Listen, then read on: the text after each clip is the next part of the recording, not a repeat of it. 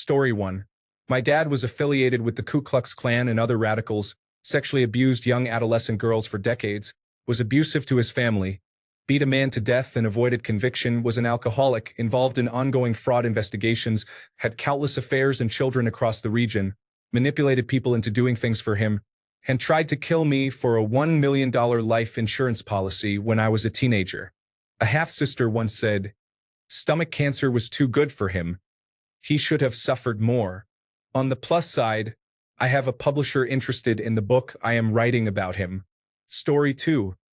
There is a man in the shelter system who is on the autism spectrum and has committed serious offenses involving children. He has managed to get jobs working with children without proper certification or degrees, but is repeatedly fired for inappropriate interactions. Because of his autism, he often portrays himself as a victim and avoids accountability for his actions. Unfortunately, people are in jail for hate crimes after confronting him about his behavior around their children. They were arrested for defending their children, while he claims he was attacked due to his autism. This situation is deeply troubling, and it is disappointing and concerning how the system handles it. Story 3. My daughter. I clearly beat her whenever we race, but for some reason, she still wins because it is her turn to win. Like, what kid? I left you in my dust. Story 4. I knew a guy when I was 18 or 19. He always had a decent amount of cash, nothing crazy, but more than the rest of our friend group. He didn't have a job we knew of, and he always had good marijuana. We were stupid and didn't question it. We didn't talk about work because we were kids and all our jobs were terrible, so who cared? He liked to get girls from his former high school drunk and take nude pictures of them. Whether he did this in person or they sent him the pictures, I don't know. What I do know is once he had those pictures, he used them to extort these women for money and sex, threatening to send the pictures to their parents or family. People here are, on average, very conservative and religious.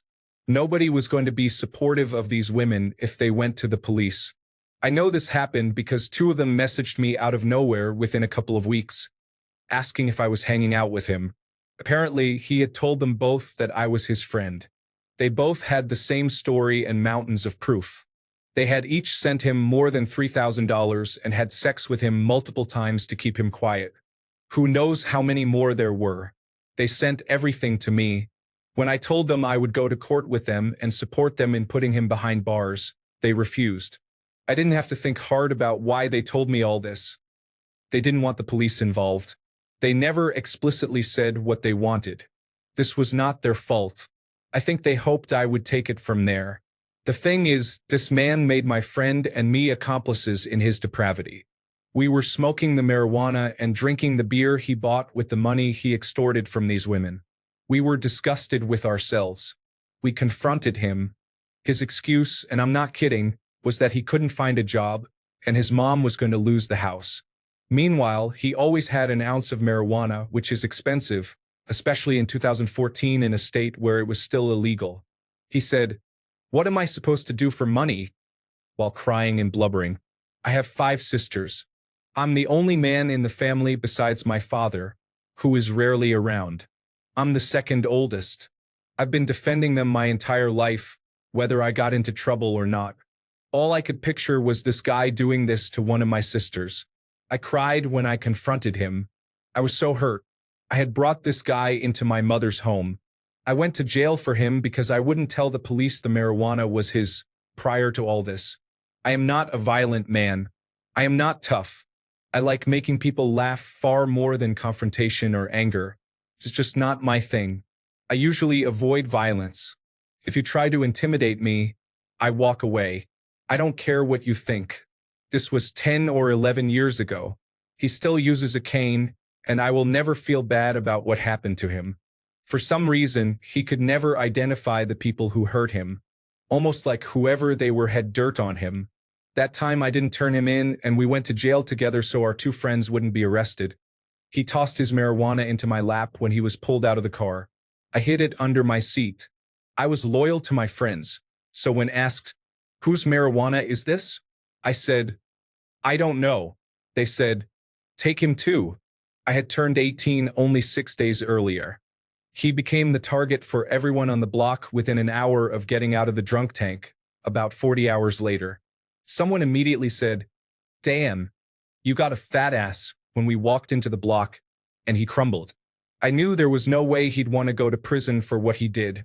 He'd be eaten alive. I knew he'd never talk to the police knowing someone had enough evidence to put him away for decades.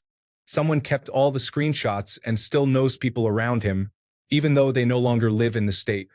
I wonder who, because somehow, every woman he tries to get involved with ignores him. What he doesn't know is every single woman who's ever shown him attention gets the story, the evidence, and the contact information of the two women he extorted. To Evan, your sad life brings me joy. To MW and SW, you are the most courageous people I have ever met. Thank you for trusting me with this. I'm sorry I didn't finish the job for good, but I promise he is miserable. Story 5. Ted Cruz. I did not ask to be in his presence, but he was exceeding his room rental time on Capitol Hill, and we were waiting there. We locked eyes, and there was no soul inside. Story 6. I had a supervisor who could qualify. He seemed to enjoy inflicting psychological damage on me. I reported him. He was promoted. I was transferred. Really. Story 7. A former friend of mine was a textbook narcissistic sociopath, specifically one who abused animals and women. One night, his mother had obtained a restraining order against him for zero contact, and he was kicked out accordingly. I let him stay at my house for the night and forgot he had a puppy. I own 4 cats. I was initially hesitant but insisted he stay. I woke up to the sound of him choking the dog and the dog yelping. I told him he had to leave. He went back to my room, and I heard the same noises. I threatened to call the police, and he packed his things and left. After he left, my girlfriend and I checked on our cats, who were trembling and traumatized from what they had witnessed, as were we. Beside our front door, we saw a puddle of dog blood, feces, and vomit all mixed together, along with blood drops in the adjacent bathroom. To this day, it haunts me what he could do to an innocent 8-month-old pit bull, who was literally starving to the point where its pelvis and ribs were visible. This man was 22 at the time, a grown man, a raging abusive alcoholic with no motives in life other than being worshipped by those who fell for his charismatic first impression, only to be met with his degrading animosity. When something or someone did not act as he specifically conditioned, it did not end well. From what I know, he treated women the same way. To this day, he still owns that puppy, which eventually escaped or was released, but someone reluctantly returned the poor animal to him. It was so sad. It traumatized my cats, my girlfriend, and me. I was friends with this man for over 4 years and constantly gave him the benefit of the doubt. Undoubtedly, he is and probably will be the most evil person I have ever known. The terrible part is how good our friendship actually was. Story 8. I did some voluntary work in a prison. I met a man who made me feel very uneasy immediately. There was something dark about him. Later, I found out that he and his friend had killed 2 men with weapons just because they had talked to his girlfriend on a night out. I felt horribly uneasy around him when I first met him and later looked up his crimes. I refused to work with him again, as everything about him was pure evil. The worst part is that he will almost certainly be out of prison by now. Story 9. A neighbor who was fleeing from the neighboring country because he had sexually abused at least 2 teenage boys, aged 12 and 16. This was bad enough, but whenever young boys were playing basketball in the community center, he would try to enter, and several men had to stop him. He was also known to lurk around at night, peeking through windows at children. Story 10. I worked with a girl who was a pure sociopath. On the first day of work, she was showing me how to do something, and I said, "Sure, I get it," with an intonation that meant, "Oh, I understand." I said it enthusiastically, not sarcastically. She misinterpreted this as me trying to brush off her help, and she proceeded to make my life there a living hell for months until I had to quit. She would slam drawers on my hands, whisper mean things in my ear, and then loudly deny it when I called her on it. She made comments clearly meant as digs at me but claimed they were not. We got a new supervisor and she immediately befriended her, so when I went to complain, I was dismissed outright. I tried to ignore her, and she said, "If you ignore me, I'm going to make it worse. I eventually complained again and was accused of being obsessive. It all came to a head when she snatched a roll of bubble wrap out of my hands, and I said to her, "Your hair does a good job of hiding the horns." The room went silent. She started crying crocodile tears. I was called into the office, reprimanded harshly, and a day later I decided to quit. I do not handle stress well, and the entire experience actually rewired my brain chemistry. I developed a consensual non-consent fetish afterward. Not joking. Story 11. My sister-in-law and mother-in-law, it is one thing to say mean things, but it is another when they purposely try to ruin your relationship. Story 12. My sister's father, we have different fathers. We didn't realize it at first, but my mother suspects that he is living under a false name and fabricated life story. She reviewed everything he told us about his past, and the timelines do not add up. He was also caught in a lie after watching a specific episode of a show. The next day, he talked about the episode as if it were a personal memory. We did not think much about it until one of his sons, who lived with him and whom he disliked, died by suicide. His son, my sister's uncle, had placed a large warning sign on his bedroom door stating it was dangerous to enter because he used gas to commit suicide. The bedroom door is clearly visible from the entrance of the house, but his father ignored it for 2 days before calling anyone, claiming he had no idea what had happened. When I say he did not like his son, it was pure hatred, not just minor complaints. It involved constant belittling, degrading, and frequent hatred, often expressed in front of him but especially behind his back. His other 2 sons, my sister's father and her other uncle, have had no contact with him, even before their brother's death. They are deeply troubled individuals because of their father.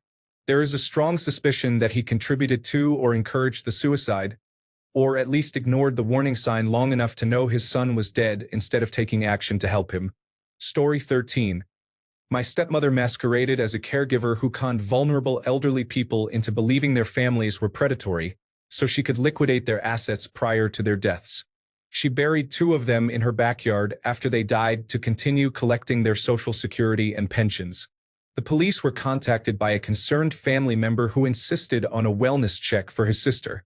They discovered her body hanging upside down from a tree. The other bodies were then found. She did tremendous damage not only to my family but to many others. She escaped justice. Her daughter, who knew about and financially benefited from her mother's crimes, is still alive. I have always had many questions about my experience as a child with her, and the daughter has answers. The manipulation was unbelievable. So many adults ignored the obvious. My siblings and I considered contacting a true crime investigative podcaster. At the time, we did not have the emotional capacity to share what we knew, so the media did not dig into it beyond the immediate story. I know there is not only a wild story here, but also many families who need context and closure. Story 14. Satan, embodied in an old white woman with film over her eyes, similar to cats, shrieked, "You will never be rid of me. I wish I were making this up." Story 15. Oftentimes, there are many stories. My teacher married his student as soon as she turned 20. He fled from his wife when she was 15, and she mentioned their nearly decade-long love in her wedding speech. She was 13 when they met. He only beats my abusers because he succeeded. Story 16. My biological mother is manipulative, cunning, and indifferent to others, caring only for herself. I was her possession, not her daughter. Story 17. My grandmother had no conscience, no concern for others, and the truth was whatever she wanted it to be. Story 18. Honestly, probably some older man at a church. We are hypocrites who put on a great show of being morally correct in all circumstances and then do the darkest things behind closed doors. Story 19. My father is manipulative and constantly speaks negatively about his friends. One of them broke a plastic spatula while hitting my sister with it. The list goes on. Story 20. A child who was a friend of my son-in-law committed murder of a high school student. He met the victim several times. Story 21. My 5th grade teacher was very harsh. I have dyslexia, and she would make fun of every mistake I made in front of the entire class. Her theory was that I was an only child trying to take her attention from the rest of the class to spend more time on me. All I wanted was to hide in the back of the room and be left alone. She thought that if she humiliated me enough, I would stop pretending to have trouble reading and improve. I was not her only victim. There were several others she verbally attacked because they were too quiet, shy, or had other learning problems. She even picked on one student who did not show up for class due to Jewish holidays. This was in 1961, before learning disabilities were properly diagnosed. Story 22. My manager in my previous job was a very unpleasant person. While he and I got along well, behind the scenes he treated others very poorly and frequently lied. He faked having sleep-related hypermotor epilepsy to cover up chronic drug and alcohol abuse. He faked having cancer again to conceal drug and alcohol abuse. He even cried when delivering the news to me. We worked in a college. He used his position as a senior lecturer to have sexual relationships with women aged 18 to 20. When he was promoted to head of the academic affairs department, this behavior continued. Eventually, he was in a relationship with a former student who worked there as a receptionist, which was an open secret at work. He regularly cheated on her, and everyone knew. There were multiple attempts of sexual assault, mostly against former students. Perhaps the worst incident. He was dating another staff member and living with her. He punched her in the face and gave her a black eye. She sent a photo of her injury to an all-staff email. Because he was close friends with the college principal and a senior executive who ran the college, they dismissed the issue, and the woman was fired. He had an ongoing affair with that senior executive, despite her husband also working at the college. Despite having a seemingly good working relationship with him, without a doubt, I can say he is the worst person I have ever met. Story 23. A girl I lived with in my suite was so horrific every day. She was, and unfortunately still is, a bully who became so abusive that I considered calling the police on her. You couldn't step out of the room without her screaming at you or someone else. She would bang the door, glare, and make sure you and everyone in that space hated everything. She banged my door so hard once that my pictures fell. In the last week of my friend's college days, she spread a rumor so ugly that everyone on campus turned against him. She was the worst person I have ever met.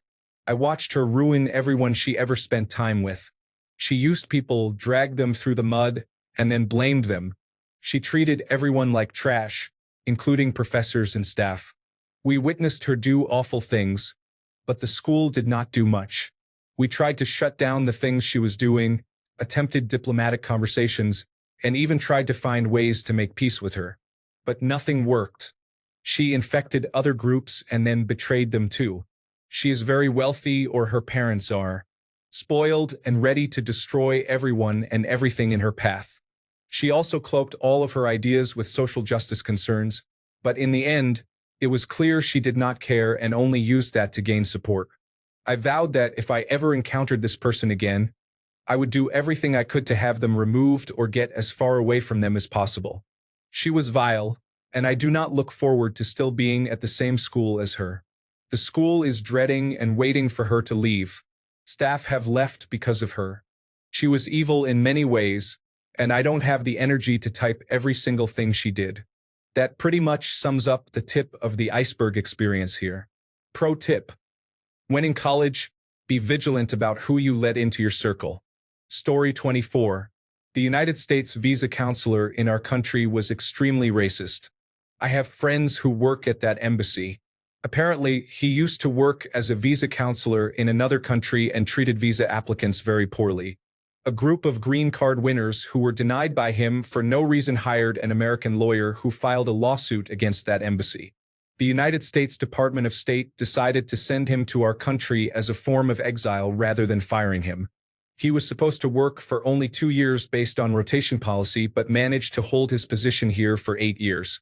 During his time, the denial rate went from 50% to 85%. Eventually, locals started a petition on Facebook. He accused local staff in connection with this petition initiative and had them all fired. Some of those staff members had worked at the consulate for more than 15 years. 5 more years and they would have been eligible for permanent residency in the United States, which motivates many people to work for US embassies. According to my friends at the embassy, he would even have lunch alone because even Americans avoided sharing a table with him. Once, my friend suggested he make a social video on how to better prepare for visa interviews, as many US embassies do in other countries.